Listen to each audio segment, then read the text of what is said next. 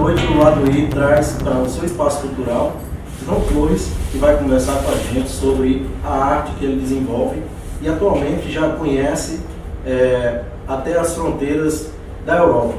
João, você tem um trabalho bem amplo já no desenho e inicialmente eu queria que você contasse para a gente, os espectadores, como foi que você iniciou no desenho.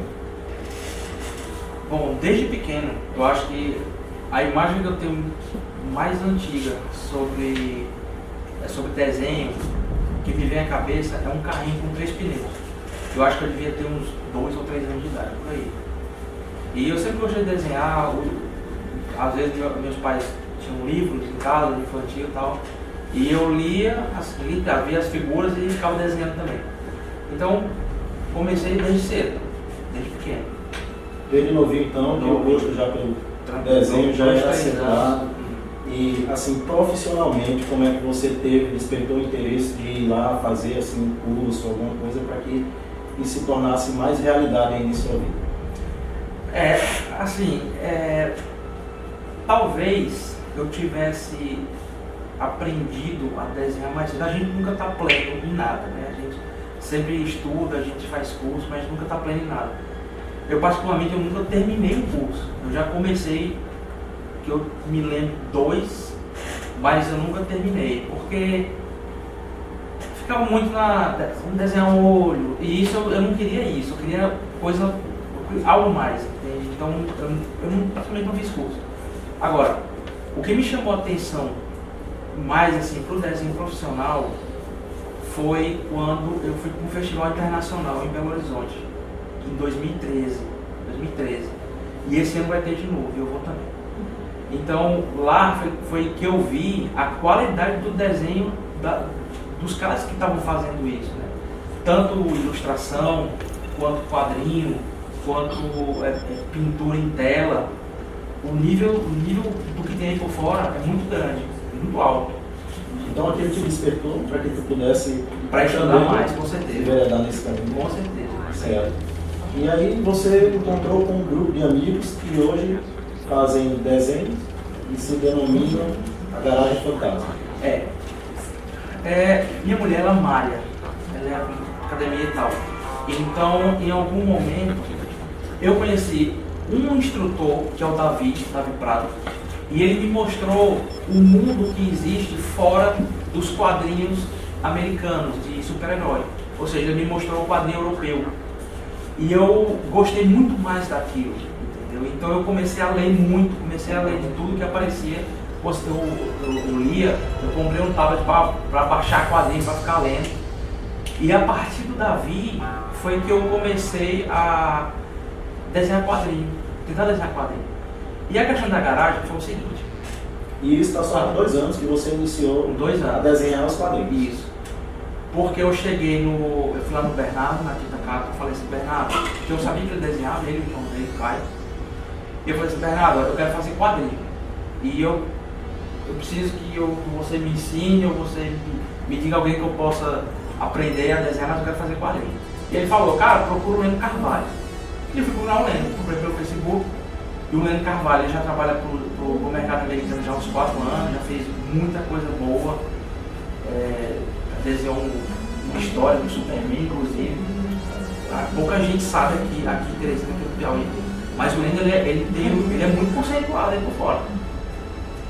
E eu marquei o encontro com o Leno, fui eu e o Davi. E o Leno disse, eu ensino, não tem problema não, eu ensino. E a Garagem Fantasma nasceu aí, com 3. Hoje, a gente tem um grupo de WhatsApp que ele é fechado, ele é restrito, mas são mais de 12 pessoas. Acho que umas 12 a 15 pessoas já vieram, já passaram pela garagem e saíram. Por que saíram? O grupo é ruim, não é isso. Porque é uma coisa aberta. Então você vem, você aprende o que você quer e você sai. Não precisa ter, você aprendeu, agora vai ter que ficar até o final. Não é uma sociedade fechada. Então o grupo funciona como instrução para os aprendizes, para quem quiser aprender. Quem quiser é só entrar em contato, pode procurar Garagem Fantasma no Facebook, pedir para adicionar, ou eu a gente adiciona. E funciona da seguinte forma, você chega com um desenho e fala, o que você acha disso aqui? E a gente vai dizer, não está bom, precisa melhorar isso, precisa melhorar a perspectiva, que é uma coisa que me freou muito, essa questão técnica, sabe? Perspectiva, angulação de câmera, você saber, essa cena aqui fica melhor com a angulação de cima, fica melhor de baixo. Então, tudo você aprendeu com o Leno Carvalho? Com o Leno, com o Davi, com o Narciso. O Narciso tem obra aqui também, está com alguns quadros aqui. E sempre a gente se ajuda. A gente vai criticando o trabalho do outro. Cara, eu não gostei disso aqui, eu não entendi isso aqui. E a garagem funciona dessa forma. E a crítica é uma forma de melhoramento do trabalho, né? É, porque não é uma crítica maldita, digamos assim, é uma crítica construtiva. Bem, a gente está aqui com um trabalho, o próximo trabalho do João Torres, que é As Crônicas do Tempo, a Jornada de Joriel. Esse é seu primeiro trabalho em quadrinhos. Profissionalmente, a gente pode dizer assim. Digamos que sim. Certo? E aqui o trabalho, ele já foi lançado aqui no Brasil e teve a oportunidade de levar até Portugal também. Foi, eu lancei lá primeiro e trouxe para cá. Certo. E ele é comercializado... Não, esse era lá. Esse lá, foi lá, não. Aqui, tá certo. Aqui é com o Roberto. Maravilha. Então eu queria que você explicasse um pouco mais para os que nos assistem sobre o tipo de arte que você imprime aqui nas páginas que tem assim um quê de futurismo, né? Por que você escolheu esse modo de desenhar, essa maneira de desenhar? Assim, eu já fui muito influenciado por ficção científica. Eu gosto muito de ficção científica. Eu acho que é porque é um futuro que pode acontecer, que vai depender muito da raça humana. Se você vai chegar lá ou não, sabe? Eu acho que coisas incertas, coisas que você pode colocar sua mão, coisas que você pode contribuir para que aquilo aconteça, eu acho sempre mais interessante. Mais atrativo. Bem mais. Porque o que passou, você não altera mais, né? Você apenas vai dar a sua visão, sua opinião sobre aquilo. Mas o que está para frente, você pode dar sugestão. Entende? Você não pode dar sugestão para trás. Então, eu gosto muito dessa temática de ficção científica. Acho que a maioria das pessoas que lê quadrinhos hoje, eles com toda certeza já assistiram Star Trek, Star Wars, Blade Runner, então Robocop, Matrix. São filmes que eles, de alguma forma, eles vão despertar alguma coisa em você. Sabe? Então o escritor ele escreve para o público, o artista desenha também para o público. Então você acredita que o público principal está aí nos que assistiram, acompanharam Star Trek, Jornada nas Estrelas? Não só.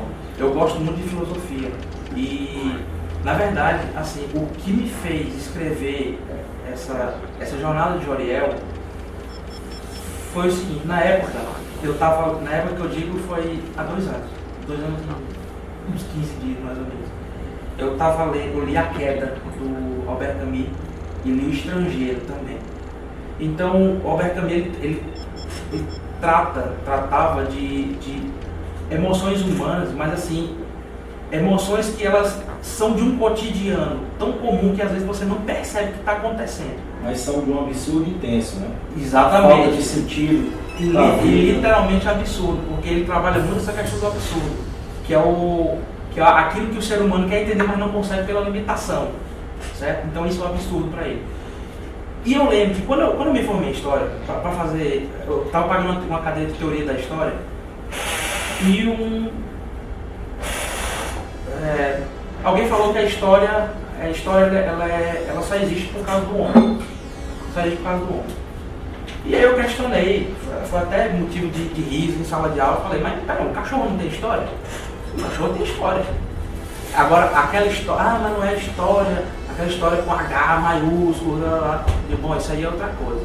Então isso aí é quem está vivo é quem escreve. E também não é do homem. Entendeu? Eu comecei a criticar isso e ele não gostou muito, mas enfim. Isso foi em 99, ano 2000.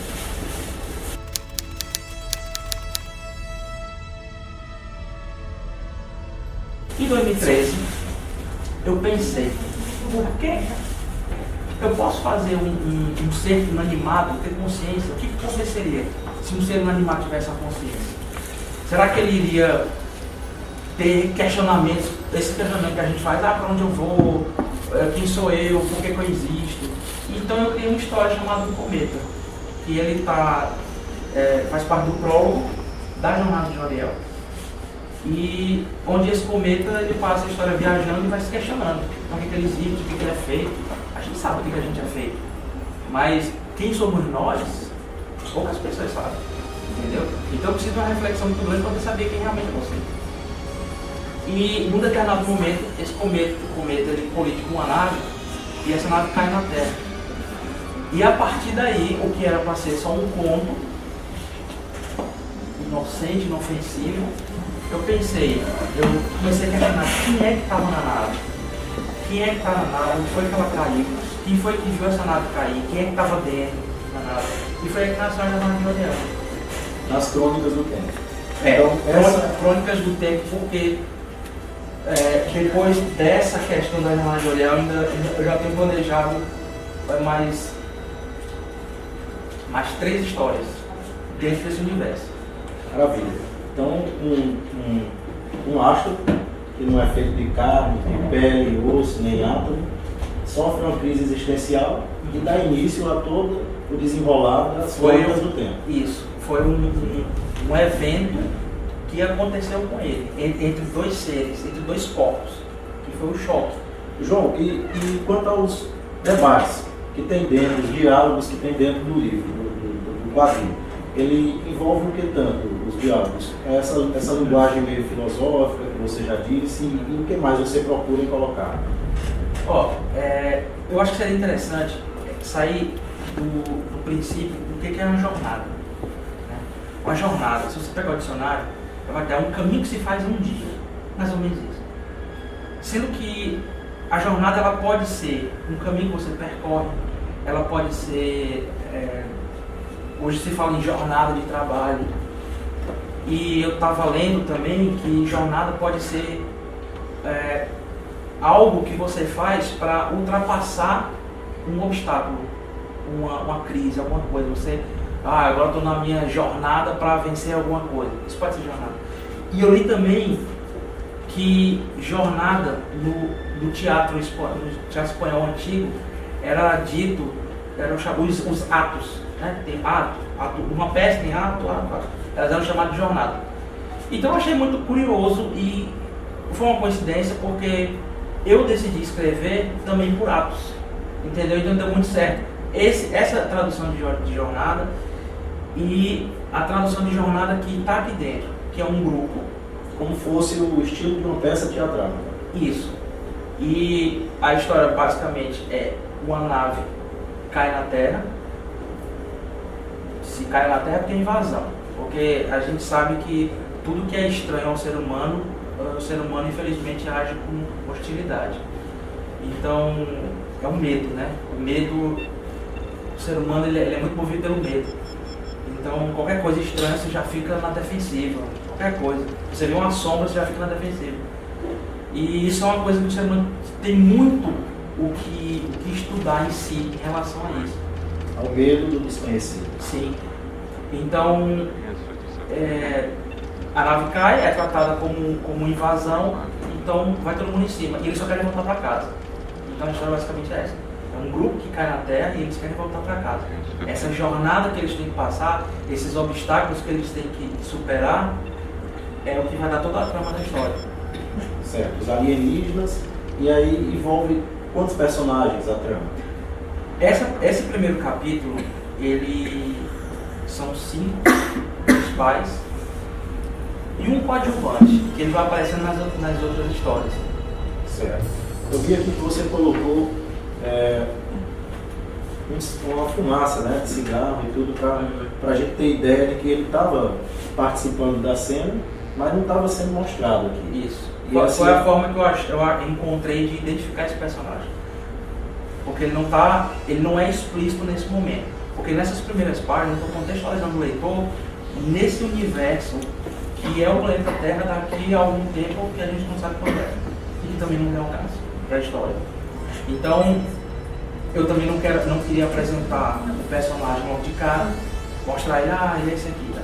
E como são páginas monocromáticas, seja, ela não tem cor, ela só é luz e sombra e contornos. Então não dava para diferenciar esse personagem no meio de uma multidão. Deixa eu mostrar aqui, João. Então é assim, as luzes, sombras, e como é que você utilizou o carvão, né? Isso. Para pintar essa arte. Isso aqui ele é todo feito pelo nanquim para dar a forma, o carvão para fazer as sombras e o pastel seco branco para fazer os brilhos.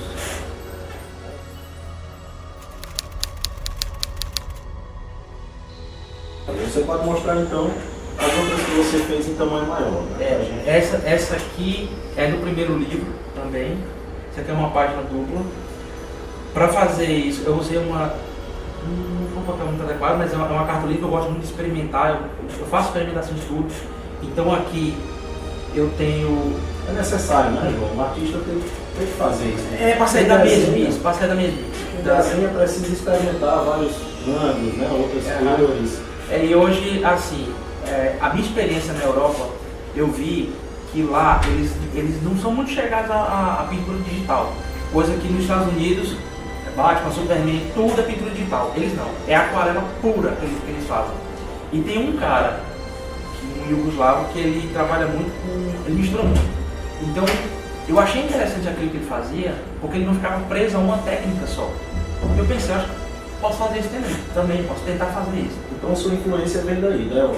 E a mão humana, ela pode fazer coisa bem melhor, sabe? Assim, se ela for bem trabalhada, se tiver uma técnica bem estudada, eu acho que ela pode ser até melhor do que a pintura digital. Os grandes mestres, não vou dizer nem da pintura, mas dos quadrinhos, dos desenhos, das ilustrações, Frank Frazetta, esses caras tudo pintavam com tinta óleo e era tudo na mão. Então eu acho legal isso.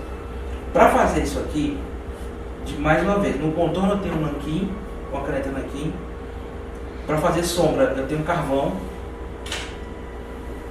A pintura é em acrílico, tinta acrílica. O brilho é pastel seco, vermelho e branco. E no desenho final, no que foi impresso, eu coloquei Photoshop, usei Photoshop para fazer brilho. Porque aqui eu não estava conseguindo fazer, né? Eu não estava conseguindo fazer.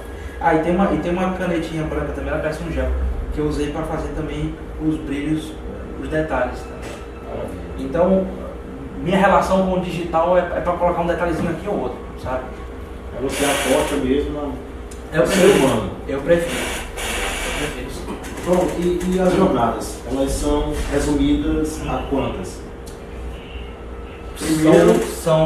Bom, é assim, primeiro a ser lançado, como você já tinha explicado, foi o prólogo. Isso, que são 5 histórias, exato. E aí veio esse agora. Esse aqui. Você fez o lançamento em Portugal. Isso. Eu já lancei online o segundo capítulo e eu estou programado para fazer 9. São 9 capítulos, fora o prólogo, né, no caso. O segundo capítulo ele já tem data para ser lançado? O segundo online já foi lançado. Online. O físico ainda não. Porque eu estou vendo se eu junto com o terceiro. Entende? E o que é interessante ter falado foi o seguinte: do 1 para o 2 foi rápido, porque a produção foi rápida. Do 2 para o 3 ela vai ser mais demorada por causa da quantidade de páginas. Por quê? Como a gente estava conversando antes, eu não gosto muito de ficar preso em, não, é o mínimo de 16 páginas, não, é o mínimo de 20 páginas. Eu trabalho na quantidade de páginas que eu acho necessário para contar aquilo que eu estou querendo. Então, no prólogo, por exemplo, eu tenho uma história que são só 3 páginas. E eu conto aquilo que eu queria contar naquele momento. Certo? Então, eu não me prendo nessas questões de, não, mas meu Deus, são 70 páginas, né? Esse aqui tem 28, o segundo tem 12, o terceiro vai ter 52. Então, assim, já é bem diferente, porque, como eu tinha explicado... Então, a liberdade de expressão na sua obra está muito atrelada à liberdade de imaginação, né? Sim. Que você expor, o que você está sentindo no momento. Sim, sim. Não É a emoção. Nada, questão de número de páginas. Não, porque eu acho que, às vezes, quando você fica muito preso nessa questão do número de páginas, ou você faz coisa que não é para fazer, coisa a mais para encher linguiça, ou você come informações que seriam muito interessantes, seriam úteis, né, que seriam relevantes. Então, eu gosto de trabalhar aquilo que é necessário. Para esse segundo trabalho, eu já usei falando aqui eu já usei aquarela. Eu usei aquarela e no primeiro a aquarela tinha sido para fazer detalhe e o acrílico tinha sido predominante. Aqui é o contrário. A aquarela ela é predominante e o acrílico eu só usei para fazer um detalhezinho abaixo das naves, para dar a sensação de voo. Né? Isso. E o Photoshop eu quase não utilizei nesse segundo. Porque aos poucos eu estou tentando deixar isso. Eu vou deixar isso.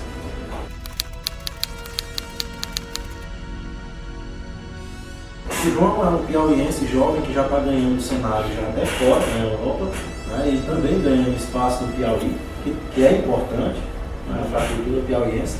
E além dos HQs, das histórias em quadrinhos, a gente também tem a arte em tela, né, João? E a arte em tela, então, como você começou, né, com esse desenho? A arte em tela eu comecei esse ano, que eu fiz um curso com a professora Josefina Gonçalves e no ateliê, e eu achei interessante, acabei gostando. Eu gostava, antigamente eu não gostava muito de pintura abstrata não, sabe? Mas porque eu não entendia o que era a abstração disso, eu não entendia. Então eu comprei livro, eu fui para a internet, eu fui estudar o que era isso. Então foi a curiosidade que te moveu a criar as telas. Foi. Isso aqui, na verdade, enquanto você num quadro tradicional, você tem que procurar, eu vou desenhar o quê? Eu vou desenhar uma maçã? Não, eu vou fazer uma mão. Você fica procurando forma. No abstrato, você joga o que você está sentindo na hora. Entendeu? Então, eu gosto do abstrato porque às vezes você fica muito preso em forma, em detalhes. Não, aqui né? Abstrato não, ele é mais solto. É muito mais solto. Muito livre.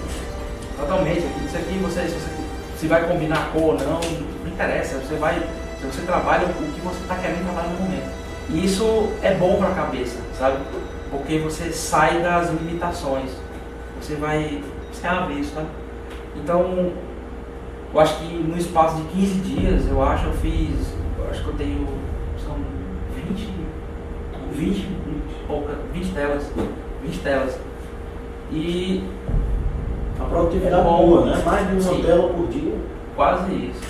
Tem algumas também. E comecei a fazer, mas desisti. Isso aqui não tá legal. Acabou a emoção para fazer, sabe? Porque nem sempre a gente termina uma tela.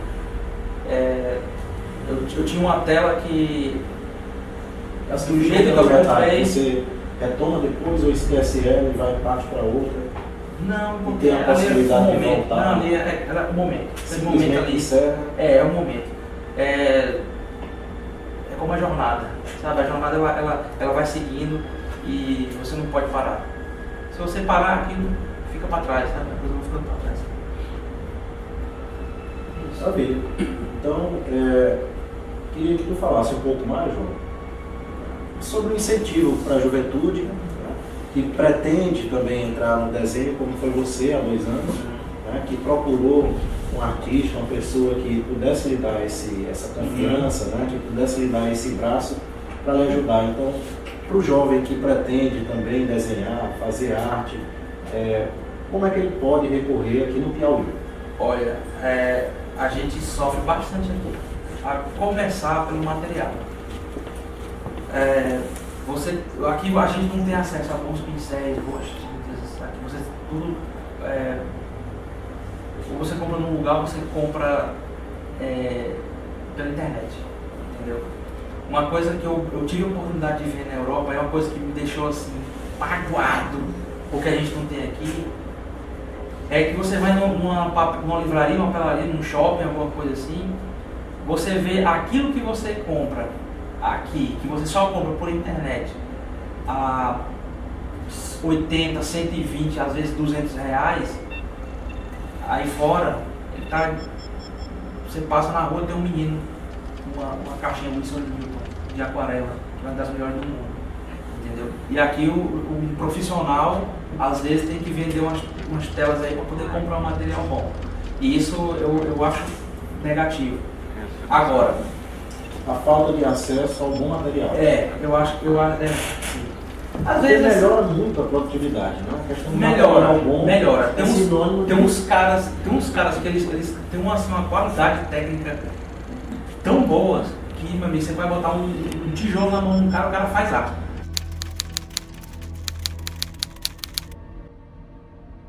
Então até onde, João, a jornada de Joriel para você se tornou e se torna um coach, né? Uma pergunta. É pretensiosa a pergunta? Eu acho que para você que fez a obra poder responder? Não, sabe, como é que eu poderia dizer? Não interessa que eu faça isso. Certo. Se ela vir a se tornar um coach, que não seja por mim, que seja por quem está gostando, né? De quem está gostando. Eu escrevi para tentar mandar uma mensagem, ou para tentar fazer com que as pessoas, tentar provocar de alguma forma uma reflexão, certo? Sobre para onde a gente está andando, para onde é que a gente está indo. Blá blá blá, mas ET não existe vida inteligente fora da Terra. Eu acho isso sim pretensão de dizer. No universo. E é o que você expõe na sua obra. E você mesmo porque nesse universo, os seres de outros mundos eles já estão convivendo com a gente, certo? Já é uma coisa comum aqui entre nós. Mas são 100 bilhões de galáxias. Isso que se tem registro até hoje, o que se estima, não é possível que só tenha a Terra com inteligência, não é possível, sabe? Então, abrir a cabeça, a Unicef, não sei se vocês viram o vídeo da Unicef falando sobre um vídeo de uma criancinha sofrendo bullying na escola, e ele diz assim, não perca a oportunidade de aprender, a mensagem que eles não perca a oportunidade de aprender coisas novas com seres interessantes, seres diferentes e tal. E a criança é um extraterrestre. Então, a Unicef fazendo uma coisa dessa, fazendo um tipo de divulgação dessa, com que intuito? Entende? Então, se eles estão vindo, se eles já estão entre nós, eu acredito que eles estão por aqui e não vão tardar a aparecer. Bom, isso é uma ideia que fica no ar. É uma ideia, é pra gente pensar, pra gente refletir, né? E a obra traz isso. Então, mais uma vez, mostrando para todos que nos assistem a obra aqui, a arte do nosso João Torres, as Crônicas do Tempo, a Jornada de Joriel. E a gente pode encontrar aqui no lado I, na Avenida Miguel Sadi, viu? A R$15, não é isso, não? R$15. E na Europa, quem tiver por Portugal, que nos assista, está aqui a €5. Não é isso mesmo, João? Isso. Encontra lá onde? Hoje lá já esgotou. Já está esgotado lá? Já. Maravilha. Foram quantos exemplares que foram vendidos? Eu levei 40 para lá. Certo. E aí, lá a publicação deles é bem diferente dessa, sabe? Sim. Eles optam por um material bem diferente, né? Toda capa dura. Quantos foram? Quantos você tirou? Lá eu levei, no total foram 40. Eu levei 40 para lá e consegui vender 10 lá. E o resto tá aqui. Agora eu já vendi. As últimas, porque quase todo dia a gente já vê. a primeira edição, então, os últimos exemplares estão aqui no lado I. Então, para você poder conferir essa obra de um artista piauiense, que é o João Torres, está aqui conversando com a gente nesse papo agradável, você vem aqui do lado I e agradeço, tá bom, João, pela conversa, foi excelente, muito boa, envolveu um bate-papo surpreendente, até extrapolou o que a gente tinha de expectativa. Né? Então, eu lhe agradeço, muito obrigado pela conversa. Muito obrigado. É isso aí, a gente fica por aqui e até a próxima.